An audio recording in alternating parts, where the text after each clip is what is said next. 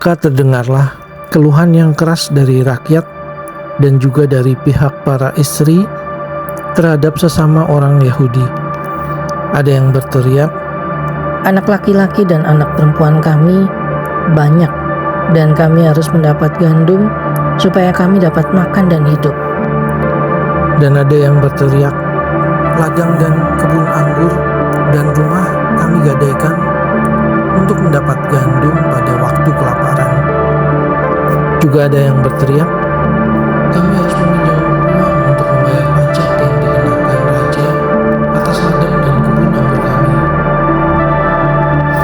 Sekarang, walaupun kami ini sedarah sedaging dengan saudara-saudara sebangsa kami dan anak-anak kami sama dengan anak-anak mereka, namun kami terpaksa membiarkan anak-anak lelaki dan anak-anak perempuan kami menjadi budak, dan sudah beberapa anak perempuan kami harus membiarkan diri dimiliki orang. Kami tidak dapat berbuat apa-apa karena ladang dan kebun anggur kami sudah di tangan orang lain." Maka sangat marahlah aku ketika ku dengar keluhan mereka dan berita-berita itu. Setelah berpikir masak-masak, aku menggugat para pemuka dan para penguasa. Kataku kepada mereka, "Masing-masing kamu telah makan riba dari saudara-saudaramu." Lalu kuadakan terhadap mereka suatu sidang jemaah yang besar. Berkatalah aku kepada mereka, "Kami selalu berusaha sedapat-dapatnya untuk menebus sesama orang Yahudi yang dijual kepada bangsa-bangsa lain.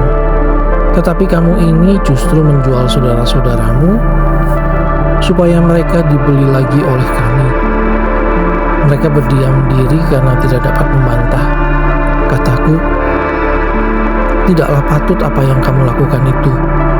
Bukankah kamu harus berlaku dengan takut akan Allah kita untuk menghindarkan diri dari cercaan bangsa-bangsa lain, musuh-musuh kita? Juga aku dan saudara-saudaraku dan anak buahku telah membungakan uang dan gandum pada mereka. Biarlah kita hapuskan hutang mereka itu. Biarlah kamu kembalikan kepada mereka hari ini juga ladang mereka, kebun anggur, kebun zaitun, dan rumah mereka. Pula hapuskanlah hutang mereka, yakni uang serta gandum, anggur, dan minyak yang kamu tagih daripada mereka." Berkatalah mereka, "Itu akan kami kembalikan, dan kami tidak akan menuntut apa-apa dari mereka. Kami akan lakukan tepat seperti yang Engkau perintahkan." Lalu aku memanggil para imam dan penyuruh mereka bersumpah bahwa mereka akan menepati janji mereka. Juga ku kebas lipatan bajuku sambil berkata, "Demikianlah setiap orang yang tidak menepati janji ini akan dikebas Allah dari rumahnya dan hasil jeripayahnya. Demikianlah ia dikebas dan menjadi hampa." Dan seluruh jemaah berkata, "Amin," lalu memuji-muji Tuhan. Maka rakyat berbuat sesuai dengan janji itu.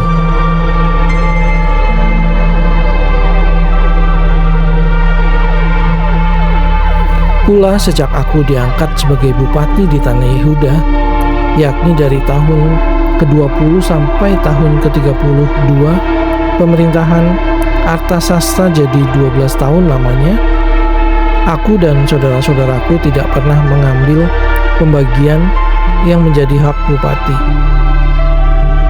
Tetapi para bupati yang sebelumnya, yang mendahului aku, sangat memberatkan beban rakyat. Bupati-bupati itu mengambil dari mereka 40 sikal perak sehari untuk bahan makanan dan anggur. Bahkan anak buah mereka merajalela atas rakyat. Tetapi aku tidak berbuat demikian karena takut akan Allah. Aku pun memulai pekerjaan tembok itu, walaupun aku tidak memperoleh ladang. Dan semua anak buahku dikumpulkan di sana khusus untuk pekerjaan itu. Duduk pada mejaku orang-orang Yahudi dan para penguasa, 150 orang. Selain mereka yang datang kepada kami dari bangsa-bangsa sekeliling kami. Yang disediakan sehari atas tanggunganku ialah seekor lembu, 6 ekor kambing domba yang terpilih, dan beberapa ekor unggas, dan bermacam-macam anggur dengan berlimpah-limpah setiap 10 hari. Namun dengan semuanya itu, aku tidak menuntut pembagian yang menjadi hak bupati, karena pekerjaan itu sangat menekan rakyat. Ya Allahku, demi kesejahteraanku, ingatlah segala yang kubuat untuk bangsa ini.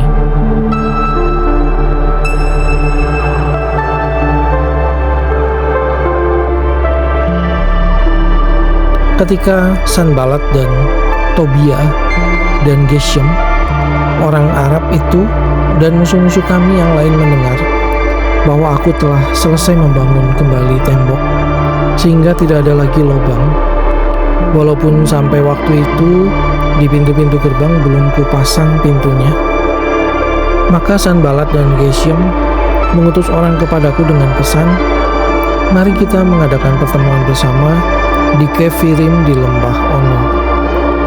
Tetapi mereka berniat mencelakakan aku. Lalu aku mengirim utusan kepada mereka dengan balasan, aku tengah melakukan suatu pekerjaan yang besar. Aku tidak bisa datang. Untuk apa pekerjaan ini terhenti oleh sebab aku meninggalkannya dan pergi kepada kamu? Sampai 4 kali mereka mengirim pesan semacam itu kepadaku, dan setiap kali aku berikan jawaban yang sama kepada mereka. Lalu dengan cara yang sama untuk kelima kalinya, Sanbalat mengirim seorang anak buahnya kepadaku yang membawa surat yang terbuka. Dalam surat itu tertulis, ada desas-desus di antara bangsa-bangsa, dan Geshimu membenarkannya, bahwa engkau dan orang-orang Yahudi berniat untuk memberontak, dan oleh sebab itu membangun kembali tembok. Lagi pula menurut kabar itu, engkau mau menjadi raja mereka. Bahkan engkau telah menunjuk nabi-nabi yang harus memberitakan tentang dirimu di Yerusalem. Demikianlah ada seorang raja di Yehuda. Sekarang berita seperti itu akan didengar raja. Oleh sebab itu mari kita sama-sama berunding. Tetapi aku mengirim orang kepadanya dengan balasan, hal seperti yang kau sebut itu tidak pernah ada. Itu isapan jempolmu belaka. Karena mereka semua mau menakut-nakutkan kami, pikirnya mereka akan membiarkan pekerjaan itu sehingga tak dapat diselesaikan. Tetapi aku justru berusaha sekuat tenaga. Ketika aku pergi ke rumah Semaya bin Delaya bin Mehetabel, sebab ia berhalangan datang, berkatalah ia, biarlah kita bertemu di rumah Allah, di dalam bait suci, dan mengunci pintu-pintunya, karena ada orang yang mau datang membunuh engkau. Ya, malam ini mereka mau datang membunuh engkau. Tetapi kataku, orang manakah seperti aku ini yang akan melarikan diri? Orang manakah seperti aku ini dapat memasuki bait suci dan tinggal hidup? Aku tidak pergi, karena ku ketahui benar bahwa Allah tidak mengutus dia. Ia mengucapkan nubuat itu terhadap aku karena disuap Tobiah dan Sanbalat. Untuk ini ia disuap supaya aku menjadi takut lalu berbuat demikian sehingga aku berdosa. Dengan demikian mereka mempunyai kesempatan untuk membusukkan namaku sehingga dapat mencela aku. Ya Allahku, ingatlah bagaimana Tobiah dan Sanbalat masing-masing telah bertindak. Pun tindakan Nabiah, Noaja, dan nabi-nabi yang lain yang mau menakut-nakutkan aku. Maka selesailah tembok itu pada tanggal 25 bulan Elul dalam waktu 52 hari. Ketika semua musuh kami mendengar hal itu, takutlah semua bangsa sekeliling kami. Mereka sangat kehilangan muka dan menjadi sadar bahwa pekerjaan itu dilaksanakan dengan bantuan Allah kami. Pada masa itu pula, para pemuka Yehuda mengirim banyak surat kepada Tobiah, dan sebaliknya mereka menerima surat-surat daripadanya.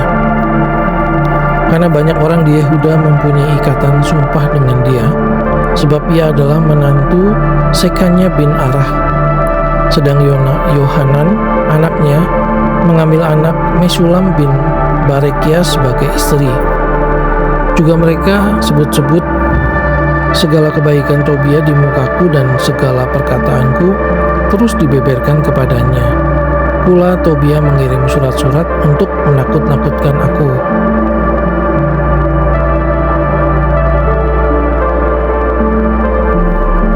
Setelah tembok selesai dibangun, aku memasang pintu-pintu. Lalu diangkatlah penunggu-penunggu pintu gerbang, para penyanyi dan orang-orang Lewi.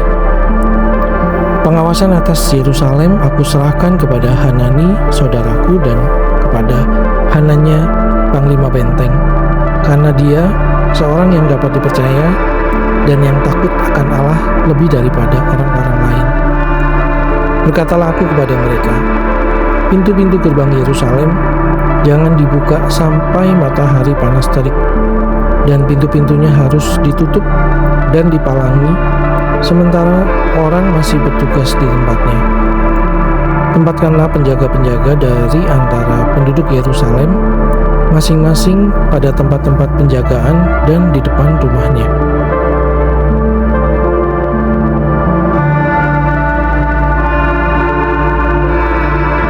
Adapun kota itu luas dan besar, tetapi penduduknya sedikit dan rumah-rumah belum dibangun.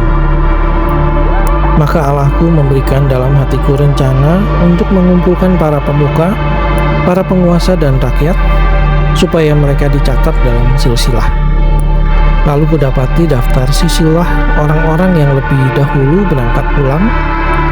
Dalam daftar itu kudapati tertulis, inilah orang-orang provinsi Yehuda yang berangkat pulang dari pembuangan, yakni para tawanan yang dahulu diangkut oleh Nebukadnezar Raja Babel dan yang kembali ke Yerusalem dan ke Yehuda, masing-masing ke kotanya. Mereka datang bersama-sama Zerubabel, Yesua, Nehemia, Asaria, Raamya, Nahamani, Mordekai, Bilsan, Misperet, Bigwai, Nehum, dan Baana. Inilah daftar orang-orang bangsa Israel, Bani Paros, 2172 orang, Bani Sefaca, 372 orang, Bani Arak, 652 orang, Bani Pahat Moab, yakni Bani Yesua dan Yoab, 2.818 orang, Bani Elam, 1.254 orang, Bani Zatu, 845 orang, Bani Zakai, 760 orang, Bani Binui, 648 orang, Bani Bebai, 628 orang, Bani Asgad, 2.322 orang, Bani Adonikam, 667 orang, Bani Bigwai, 2.067 orang, Bani Adin, 655 orang, Bani Ater yakni Bani Hizkia, 98 orang, Bani Hasum, 328 orang, Bani Besai, 324 orang, Bani Harif, 112 orang, Bani Gibeon, 95 orang, orang-orang Bethlehem dan Netofa, 188 orang,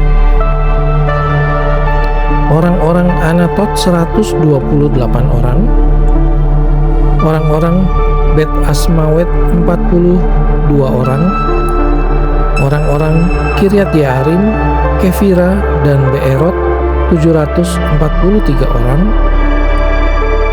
orang-orang Rama dan Gaba, 421 orang,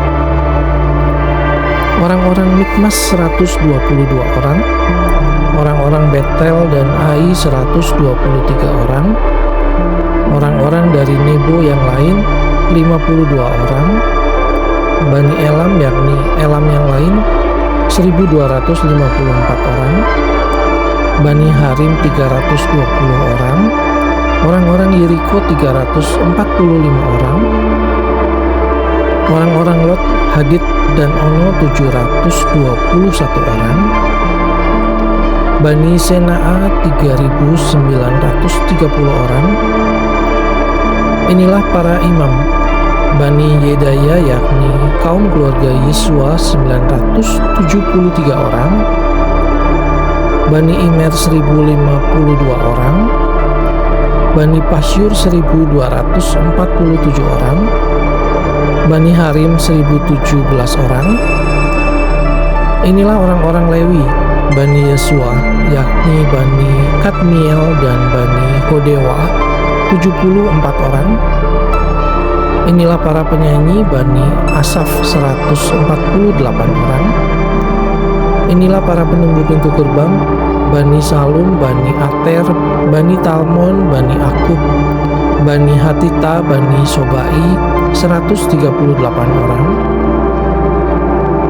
Inilah para budak di bait Allah, Bani Siha, Bani Hasufa, Bani Tabaot, Bani Keros, Bani Sia, Bani Padon, Bani Lebana, Bani Hagaba, Bani Salmai, Bani Hanan, Bani Gidel, Bani Gahar, Bani Reaya, Bani Rezin, Bani Nekoda, Bani Gasam, Bani Usa, Bani Paseah, Bani Besai, Bani Meunim, Bani Nefusim, Bani Bakbuk, Bani Hakufa, Bani Harhur, Bani Baslit, Bani Mehida, Bani Harsa, Bani Barkos, Bani Sisera, Bani Temah, Bani Nesiah, Bani Hatifah. Inilah keturunan para hamba Salomo, Bani Sotai, Bani Soferet, Bani Perida, Bani Ya'ala, Bani Darkon, Bani Gidel, Bani Sefaca, Bani Hatil, Bani Pokheret Hesabe, Bani Amon. Seluruh budak di bait Allah dan keturunan para hamba Salomo ada 392 orang. Inilah orang-orang yang berangkat pulang dari Tel Melah, Tel Harsa, Kerub, Adon, dan Imer, tetapi mereka tidak dapat menyatakan apakah kaum keluarga dan asal-usul mereka termasuk bangsa Israel. Bani Delaya, Bani Tobia, Bani Nekoda, 642 orang. Dan dari antara para imam, Bani Habaya, Bani Hakos, Bani Barsilai. Barsilai itu memperistri seorang anak perempuan Barsilai, orang Gilead itu. Dan sejak itu ia dinamai menurut nama keluarga itu. Mereka itu menyelidiki apakah nama mereka tercatat dalam silsilah. Tetapi karena itu tidak didapati, maka mereka dinyatakan tidak tahir untuk jabatan imam. Dan tentang mereka diputuskan oleh kepala daerah bahwa mereka tidak boleh makan dari persembahan Maha Kudus sampai ada seorang imam bertindak dengan memegang Urim dan Tumim. Seluruh jemaah itu bersama-sama ada 42.360 orang, selain dari budak mereka laki-laki dan perempuan yang berjumlah 7.337 orang. Pada mereka ada 245 penyanyi laki-laki dan perempuan. Mereka mempunyai 736 ekor kuda, 245 ekor bagal, 435 ekor unta, dan 6.720 ekor keledai. Sebagian dari kepala kaum keluarga memberi sumbangan untuk pekerjaan itu, sedang kepala daerah memberi sumbangan untuk perbendaharaan 1.000 dirham emas, 50 buah pokor penyiraman, dan 530 helai kemeja imam. Pula beberapa kepala kaum keluarga memberi sumbangan untuk perbendaharaan pekerjaan itu, 20.000 dirham emas dan 20.200 mina perak. Dan yang disumbangkan oleh orang-orang lain adalah 20.000 dirham emas, 2.000 mina perak, dan 67 helai kemeja imam. Adapun para imam dan orang-orang Lewi, para penunggu pintu dan para penyanyi, juga sebagian dari rakyat, para budak di bait Allah, dan semua orang Israel yang lain menetap di kota-kota mereka.